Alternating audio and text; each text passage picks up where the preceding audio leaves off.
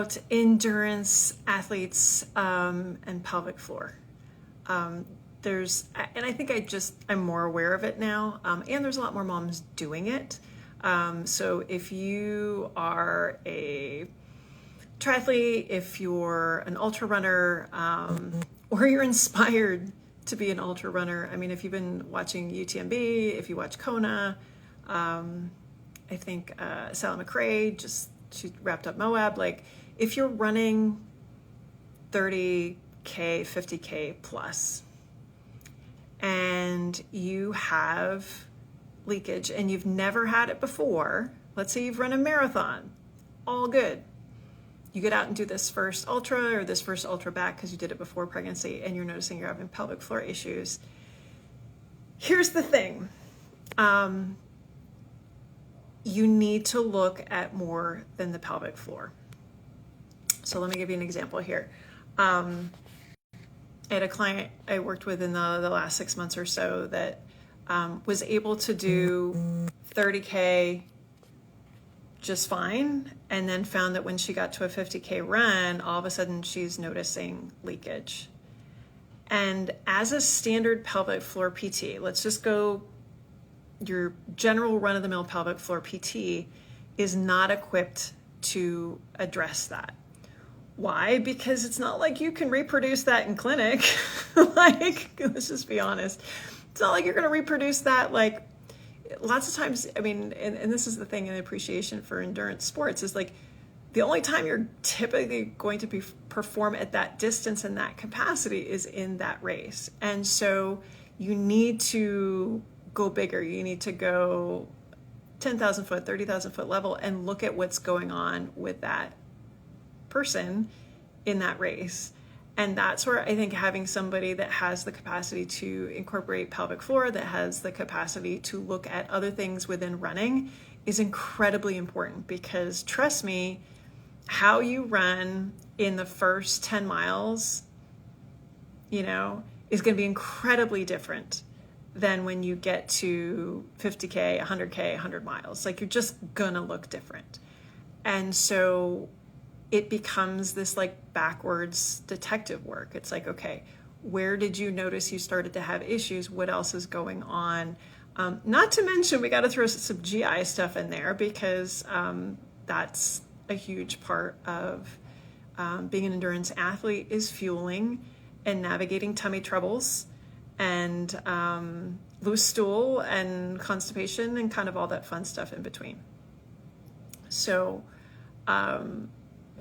I saw in a Facebook group, there was a mom, and she was talking about, first of all, that she had a couple toddlers and she had just finished, I think it was a 50K.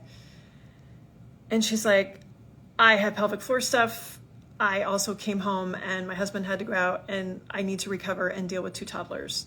First thing there, God love you that you got through the training. Second of all, yeah, kids don't care if you just finished a race like that. And then third of all, I'm looking at this person and I'm being like, everybody's like, go to pelvic floor PT. So does she have time to schedule one additional appointment per week to go in and just do standard basic pelvic floor PT, which probably isn't going to help? And the answer is probably no. And then she's going to check that box and say, I did pelvic floor PT and it didn't help. And then she's going to run the next 20 years and races, and maybe eventually hate running endurance or doing triathlons because she pisses her pants or craps her pants or, all that stuff. So when I look at a situation like that, I'm like, this is where it's so, so, so important to be specific about who you go see. You need to see somebody that looks beyond just, that you leaked. Someone has to go in and really kind of dissect the scenario, understand what the driving force is, because clearly if that person could do a marathon dry, something's happening between, 26.2 and up, that something's breaking down. So it's really hard to find people that do that. Fortunately, that's pretty much what I do. But I think it's important not to dismiss the ability to sit back and lay out a problem like that and be able to address it in like 1 or 2 visits. So back to that patient I was telling you about, she was able to identify for me where she had most of her leakage. I was also able to run her through some screening items to figure out where she had some deficits outside of the pelvic floor. And if you've heard me speak before, like the pelvic floor, I think is the mom of the body. Like whatever the rest of the body is like, not feeling that right now. The pelvic floor picks up, mom of the body there. We were able to identify really low-hanging fruit and things that she could try on her practice runs to see if it made a difference. And I think I saw her twice. And we did some monitoring via email. And then she went off and did the 50K perfectly dry.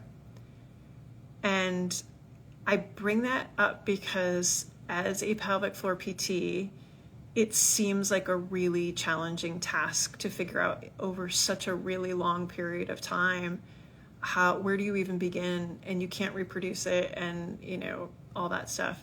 But it can actually be for the person that is, for the pelvic floor PTs that's used to kind of breaking that stuff down, used to analyzing running, used to kind of navigating that type of scenario, it can actually be incredibly simple and there can be a simple solution. So it doesn't have to be this, oh God, now I got to go to pelvic floor PT for like the next 12 weeks, once a week, and I don't have time for that, and I don't have time for my runs and kind of all that other stuff. So I bring this up not only for moms, but for pelvic floor PTs, that if you are a pelvic floor PT and you get somebody like that across your schedule and you don't know how to handle them, there's plenty of us out there who are happy to kind of help bring you through that if that's a caseload that you want to work with. But I think it's also important to know when to refer out to like a subspecialist.